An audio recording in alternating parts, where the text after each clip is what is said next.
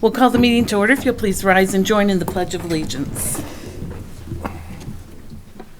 I pledge allegiance to the flag of the United States of America and to the republic for which it stands, one nation, under God, indivisible, with liberty and justice for all.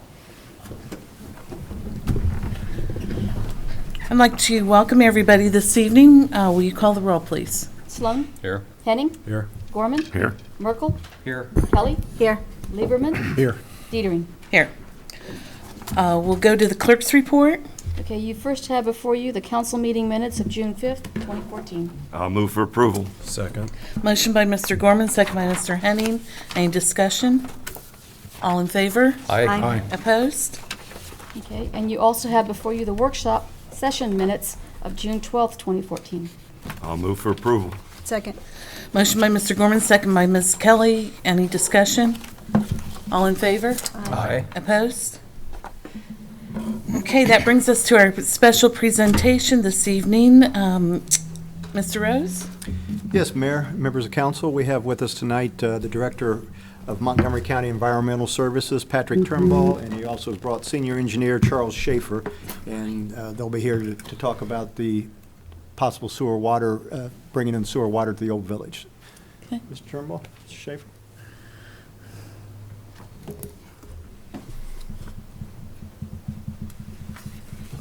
Appreciate the opportunity to come speak with you tonight. A little bit of background on what we've been working together with city staff for a little time now is looking at bringing public water and sewer to downtown Old Clayton.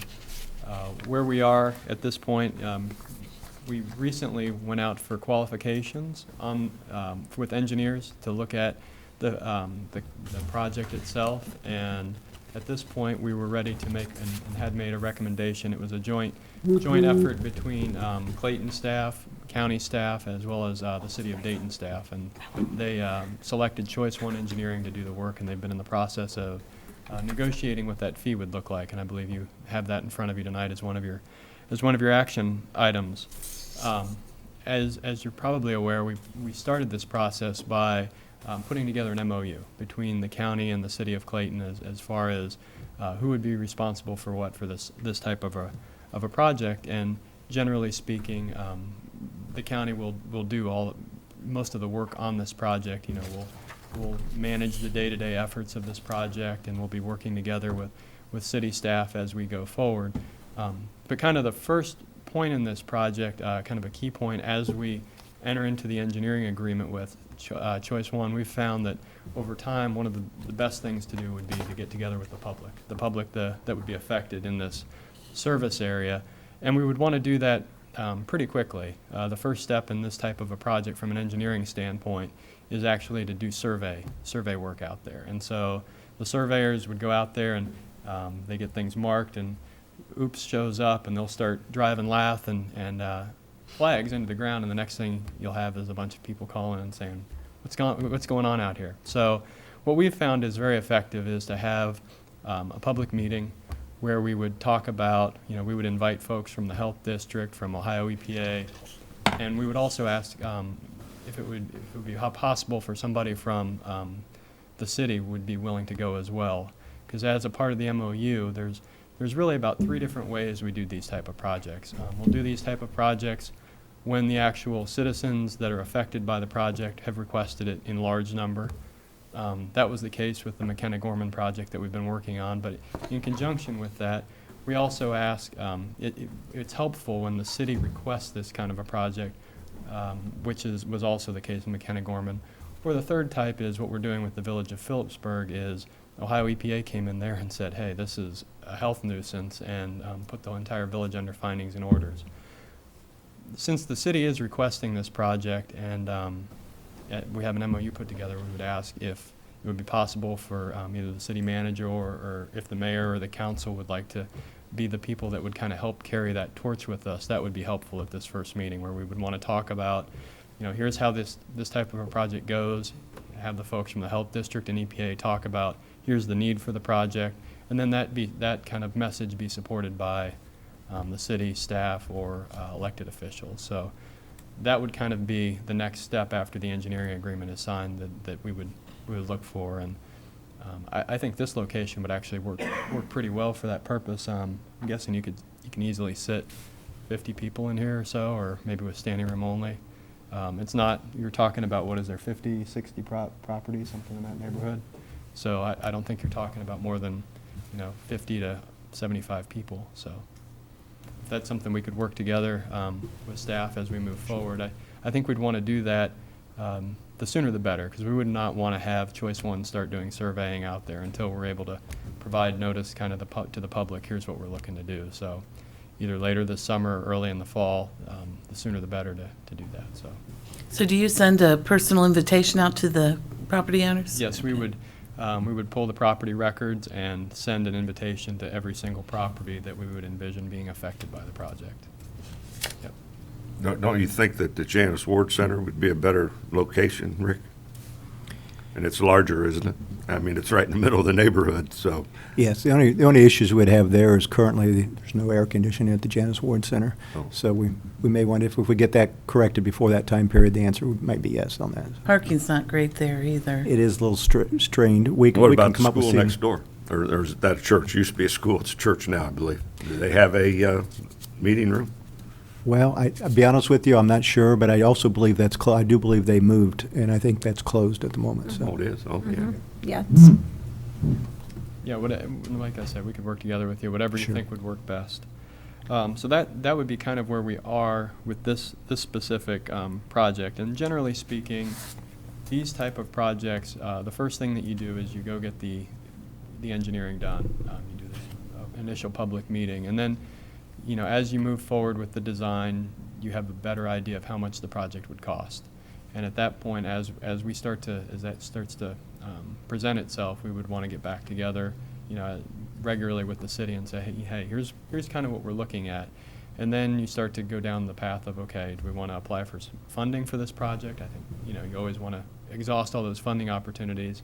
And then you start looking at the cost of the project that would have to come from local sources, whether that would be from the property owners or from the city, or what that looks like. And so you have to start to put that picture together over time. So we would expect, obviously, to be working collaboratively on what that might look like.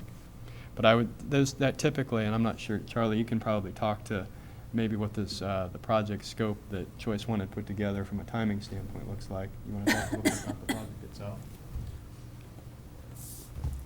Charles Schaefer, I'm a senior engineer, Montgomery County Environmental Services, and typically, they're going to go out there and they're going to do the surveying first, and then they'll start putting a set of plans together and start doing some preliminary analysis as to where the sewer would go, and then they would. And what we also have as part of this project is the design of the water.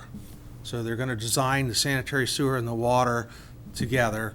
And because once you put one in, you better be thinking where the other one's going to go, because you have some limited areas, on some of the right of ways, in this general area. Some of the areas are wider than others, but we've asked the consultant to consider that.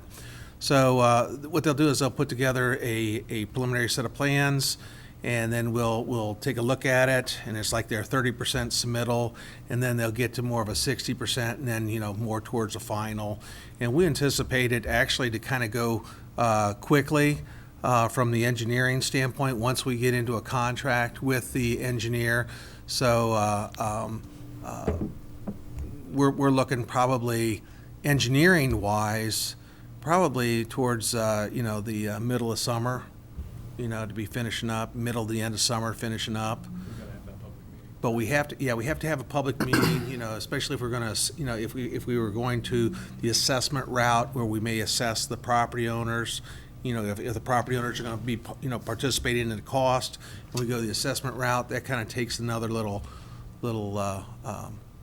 procedural path in its own, that we typically follow. So maybe 6 weeks in time, you think? 4 or 6 weeks, something like that? Yeah, that'd be good. Yeah, typically we like to give the homeowners at least 2 weeks. We usually like to get the notices out a couple weeks before the meeting. But yeah, if we were to do that in August sometime, I think that would Right. work well. Yep. You're going to have this meeting before the engineering starts. Correct, before the Yes. survey work Yes. starts. Or they spend more time asking questions than they would surveying. Yes, That's right. Correct, So then they won't start any engineering until after the meeting? correct. They're not gonna, the first Okay. thing that has to be done with this project is survey work and geotechnical borings being drilled. Yeah, we'll take some borings out there to make sure that, if there's any rock, things like that, and where groundwater is, things of that sort. So it won't be the middle of summer? Correct. It will be the middle of the summer when we would hold a public meeting, and the surveying and the engineering would happen. It would basically start at that point. Okay. How long did they, remember how long it was in the scope? Was it 12 weeks? I mean, I can't imagine.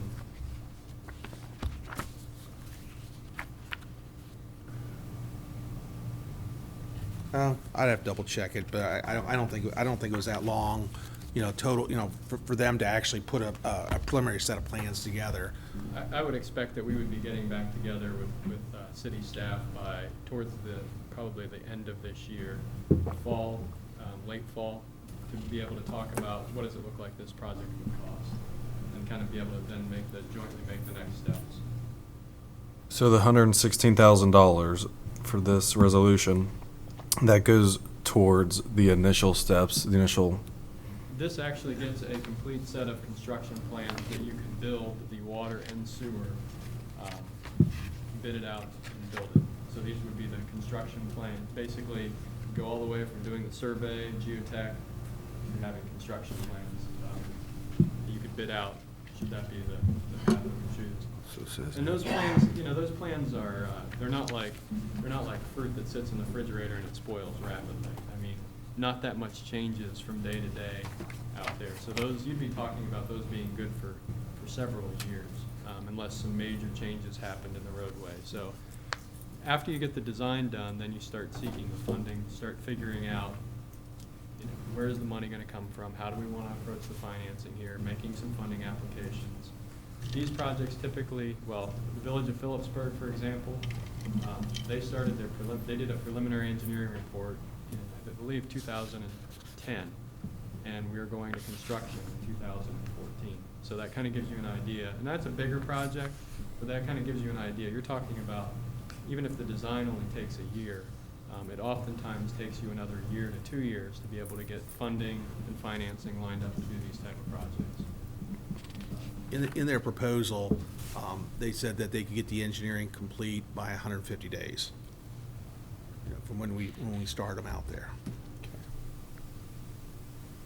Any other questions? Okay. Well, thank you very much. We appreciate it. You're welcome. Okay, we will move right into our old business then. Will you read the title to the ordinance, please? Ordinance O-06-14-09, an ordinance approving amendment of Article 6, subsection D, holidays, of the city's personnel practices manual. We had a presentation on this at our last meeting. Is there a motion? So moved. Mayor, I'm sorry. I think this is written as an emergency. Oh, for part-time, yeah. Okay, is there a motion to declare an emergency? So moved. Second. Motion by Mr. Gorman, second by Mr. Merkel. Any discussion? All in favor? Aye. Opposed? Okay, is there a motion on the ordinance? Move for motion. So moved. Second.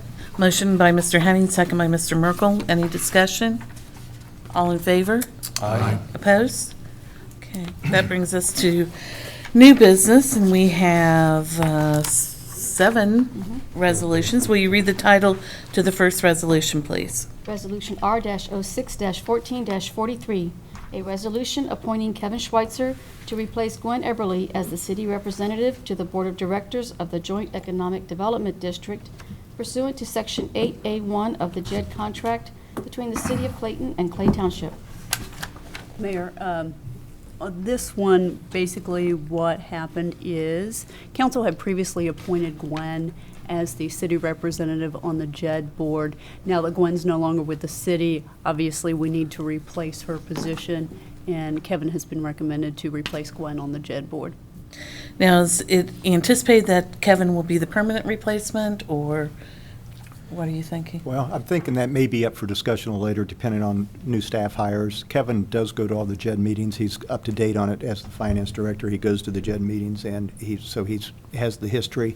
Whether that continues, that we may still have the economic development person go and be a part of that also. They may not be the permanent member. We'll determine that when we get a new person in place. Is there a motion? So moved. Second. Motion by Mr. Merkel, second by Mr. Sloan. Any discussion? All in favor? Aye. Opposed? Will you read the title of the second resolution, please? Resolution R-06-14-44, a resolution appointing Kevin Schweitzer to the North Clayton Community Authority Board in place of Gwen Eberly. Likewise, Mayor, Gwen was the local representative on the North Clayton Community Authority, and Kevin's been recommended to replace her for that. I'll move for approval. Second. Motion by Mr. Gorman, second by Ms. Kelly. Any discussion? I have one question. The North Clayton Community Authority Board is a non-voting position, is that correct? I Do you believe, know? is it voting? Oh, we have a vote on that? Okay. And same JED board is I voting? know the JED is voting, yeah. Okay. Any other discussion? All in favor? Aye. Opposed? Will you read the title to the third resolution, please? Resolution R-06-14-45, a resolution authorizing the city manager to enter into an agreement with Choice One Engineering Corporation for professional engineering and design services and at a cost not to exceed $116,545. Mr. Rose? Mayor and council members, this is in relation to the presentation that was just placed on the agenda there and provided by Montgomery County. This Choice One Engineering was selected. They were interviewed for the qualifications and selected as both best in cost and qualifications for this project. This is the first step that needs to happen, as they explained there, in order for the engineering to take place, and for us then to be able to figure the next steps. Now, this is what we thought was going to cost about $300,000. Correct. So, I'll move for approval. Second. motion by Mr. Gorman, second by Mr. Merkel. Any discussion? All in favor? Aye. Opposed? Will you read the title to the fourth resolution, please? Resolution R-06-14-46, a resolution authorizing the city manager to enter into an agreement with LJB Inc. for professional engineering and bid administrative services and at a cost not to exceed $24,025. Mr. Schweitzer, do you want to come up and tell us that we just spent money, so we need to appropriate it? Isn't that what we're talking about? Oh, I'm sorry. Yeah. No, it went in my book that way. Everybody's looking at me like, you're crazy. Oh, okay. So I guess that must be you, huh? Yes, ma'am. It was in my book that way also, so I had to skip one. As you are aware that we've talked about Main Street resurfacing is supposed to happen. It's scheduled for ODOT to start the project March 1st of next year in 2015. We've encumbered monies for this, and as part of that, ODOT will pay X percentage of the cost, and we pay 20% of that. But they also require us to make curb cuts and have handicap ramps installed at certain locations as part of the project. In order to do that, in order to make sure everything's correct and that they meet ODOT standards, we went to an engineering firms, and we basically received bids from 3 different engineering firms. And LJB Incorporated did come out to be, we considered to be lowest and best at that time at this cost, and this will include for them to do this. What's estimated right now is 20 different curb cuts and handicap ramps. From Westbrook all the way through the city limits up to Englewood city limits. So that they will do both the put out the bids and specifications and do everything for this. So Rick, that's 20 handicap accessible, or? They're a combination of what we call curb cuts, which brings the curb down to that, and some of them will have handicap ramps, some of them may not. LJB did state there's some areas where ODOT stated they may be required. They're going to work with ODOT for some of the places where we don't have current sidewalks and issues to make sure we do or don't have to place those in at this time. Okay. Am I speaking out of turn to say that I had a call that we got some community development grant money for these? You received a call, but it isn't for these, Mayor. This Oh. is for a different project. This is what we don't have, we currently don't have handicap ramps and curb cuts in a large portion off the Honeybrook Plat in that area in there. Okay. And we've applied for grant money for that, would be for 2015 money to accomplish that task. Okay. That'll be good. Any questions? Is there a motion? So moved. Second. Motion by Mr. Gorman, second by Mr. Sloan. Any discussion? All in favor? Aye. Opposed? Okay, now would you like to read the fifth Resolution resolution? R-06-14-47, a resolution approving amendment of 2014 Certificate of Estimated Resources and Appropriations. Now that we spent all the money we can. Right. So the first one with Choice One Engineering, we needed to increase our appropriations estimated resources for the $116,545 for the engineering portion. We're going to need to take that out of the general fund balance. We had nothing appropriated for it this year. What we need to do is take it out of the general fund, transfer it to the capital improvement project fund. That's where we'll count for anything that's on the, such as construction projects, count for it there, and as well as dispense it out there. So that's why you'll see an increase in the general fund appropriations, as well as an increase to estimated resources in the capital improvement project fund, as well, and appropriations in the same fund.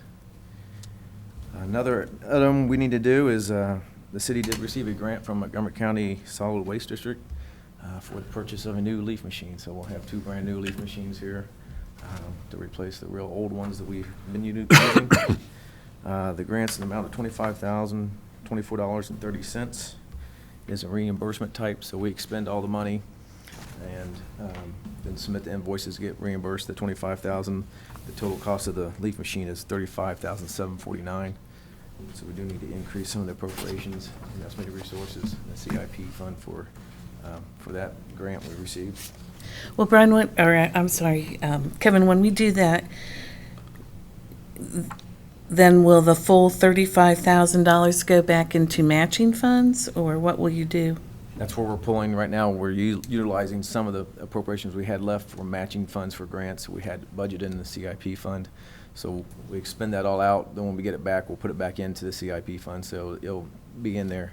And if we have a use for it later on, we can come back and reappropriate that money. So even though we're only taking 23 from the CIP plus 12, we're going to put it all back into that one fund? Okay. And then the final amount is, the fire department received a donation of $1,000, and it's going to be used for safety equipment. So if we could increase estimated resources there, as well as appropriations to buy the safety equipment, that's what we have in front of you tonight. On the engineering, when you said that we didn't have anything appropriated, did we have it budgeted for this year? Yeah, that's why we're taking it from the carryover fund balances we have. So. Oh, okay. I thought we had budgeted that for this year. No, ma'am, it was not in there. It was discussed, but we were unsure of the timing, so we did not budget for it. Anything else for Kevin? Is there a motion? So moved. Second. Motion by Mr. Merkel, second by Mr. Lieberman. Any discussion? All in favor? Aye. Opposed? Will you read the title to the sixth resolution, please? Resolution R-06-14-48, a resolution authorizing the city manager to enter into a JARC New Freedom MVRPC Grants Program agreement with the Greater Dayton Regional Transit Authority and at a cost to the city of Clayton not to exceed $1,700. Mr. Rose? Mayor and council members, earlier this year, I was approached by the RTA asking if we would be interested in reviewing, if we'd be interested in placing a bus shelter for southbound bus traffic at Garber and Main. It is, they gave me the numbers, it is one of the larger areas where we have a lot of traffic for, and across the street for northbound, there is, that's in the Inglewood side, there currently is a bus shelter there, but not on the southbound. We do have a lot of folks who utilize Good Samaritan North and utilize the bus system, and they did state that grant money would be available, so the portion here, and as Kevin had mentioned earlier, we do have monies, we had monies budgeted for matching grant funds, and that was where this has gone to. So we would like to go ahead and move forward with that project. There is currently a trash can and a bench there, but it doesn't do anything to keep people out of inclement weather when it's pouring down rain. So we do believe that would be well worth the money for the city's investment for the citizens there. Do you know what the construction time period would be? Is it going to happen this summer if we move Yes. forward with it? Yes. Yeah, I To think. be there by winter? Yes, sir. The bus shelter actually it has to be ordered, and then when it comes in, it's our responsibility to put it up. Okay. When Ms. Smith always was concerned about Westbrook and Garber, have they ever said that we could do anything there or offered a grant for that? There will be continued grant monies available for some of this. When looking at it at first, decided that was the area was kind of primary, and I did ask for some numbers for around the city for where they are. I do have those numbers, but the Garber and Main was the primary portion of this. Any other questions for Rick? Is there a motion? Move for approval. Second. Motion by Mr. Gorman, second by Mr. Sloan. All in favor? Aye. Opposed? Will you read the title to the seventh resolution, please? Resolution R-06-14-49, a resolution authorizing participation in ODOT Cooperative Purchasing Program. I don't have. It's on the back of your, this is what you have a new staff memo Yeah, on. It I've was laying lost at it. your seat there. Is that you? Yes. Okay. Basically, I apologize, this came up right after we put the package together and set them out. As you recall earlier, that we did provide we've offered a contract with J.R. Jurgensen for our resurfacing project in 2014. That contract is still in the process of, there were some things that need to be done. It's been in the process of being signed right now. But as part of that, this year, we decided we were going to try to do some crack sealing as part of that, and we're subcontracting that through them. He's subcontracting that. And looking at that for the cost of the crack seal, the company did express the fact that if we were a member of the cooperative purchasing program, that they could purchase the stuff less expensive and would get a better price for the crack seal. So that's where it kind of came up all of a sudden. So we do have information, and I have a letter to sign basically stating that we'd like to become a member of that. There's no cost to that, and it's kind of very similar to the state purchasing program. It's similar but different. Yes. Because I was going to ask, we buy our cars through one state purchasing program, or our police cars and other vehicles, including probably the leaf thing has come from there, right? Well, Or through the state purchasing program. Yes. Yeah. Yes, this basically states, it covers things that the state purchasing program doesn't for materials and so forth. That's not available in the state purchasing, state bid. I'll move for approval. Second. Motion by Mr. Gorman, second by Mr. Merkel. Any discussion? All in favor? Aye. Opposed? Okay, that brings us to the city manager's report. Our next currently scheduled council meeting is Thursday, July 3rd. And then I'd ask to actually have it on the agenda for a health savings account workshop. That is going to be changed. Our insurance broker isn't going to be available for that date, so it's going to move to the first council meeting in August. I will put that out a little later for that. So that has changed, of course, right after I put this out too. So, and then the next council meeting after that portion is July 17th, though, without the workshop. Council meetings right now can be viewed on our Clayton website at www.clayton.oh.us. So you can click on the agendas and see the minutes, and you can view any of the council meetings so far this year. We are still working, and there's been an agreement signed now with Dayton Access TV, and I've been talking with them, and we're trying to work something out to be able to show our council meetings. They'll probably end up on Channel 6 at Dayton Access TV instead of Channel 5 that they've been viewed on. The gentleman I'm speaking with is on vacation this week, so I hope to get that corrected in the near future. They've asked us to become a member is all. There's no necessarily cost involved in that. They do ask for a donation, and I'll cover that a little later when we get this hammered out. The last thing we want to bring about is just some special notes for the city managers. Just a reminder that there is an electronic recycling day this coming Saturday, June 21st from 9 a.m. to 1 p.m. at the Inglewood Government Center. I know the cities of Brookville, Clayton, Inglewood, and Union are all part of this, so everybody's welcome to bring those in. The Kleps YMCA Twilight Trail 5K fundraiser is on Friday, June 27th. They are still taking applications for that. It's going to be at Meadowbrook Country Club, and they're looking for runners and to do that. And then the Clayton Police Department would like to remind all the residents to please lock your car doors and take your valuables out of your cars.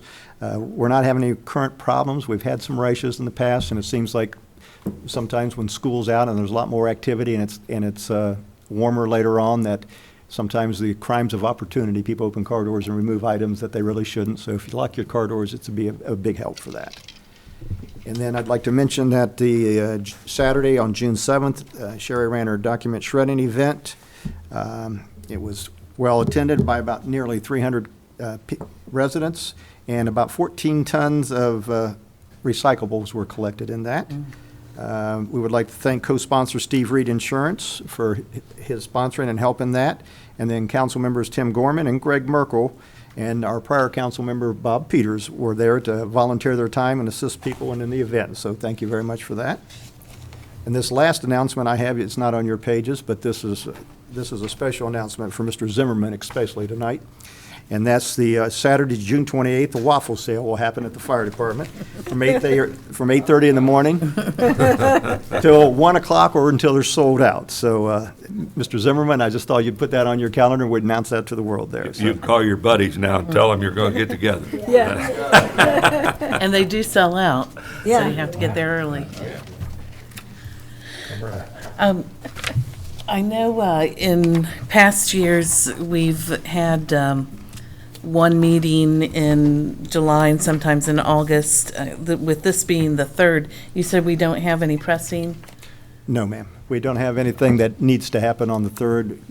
There are items I can put on the agenda, but they can work on the next date just as well. There are no pressing items. Well, unless anybody has any objection, I'd like to suggest we cancel the Does that July require a 3rd. motion, Martina? Motion and a voice vote should do it. Okay, I move we cancel the July 3rd council meeting. You beat me to it. Motion by Mr. Gorman, second by Ms. Kelly. Any discussion? All in favor? Aye. Opposed? I will not be here on the 17th, though. Oh, We you get a will whole be out month of off, town. huh? Man. Yeah, so will I. Oh, will you? Yeah. But everybody else will be here on the Yeah. 17th, okay. You feel like you can get caught up? A skeleton. Oh, We yeah, missed that, I just want to make sure we had a quorum. Yeah, so if everybody else is going to be here, we'll I'll be be here. okay. Okay, that brings us to visitors' comments.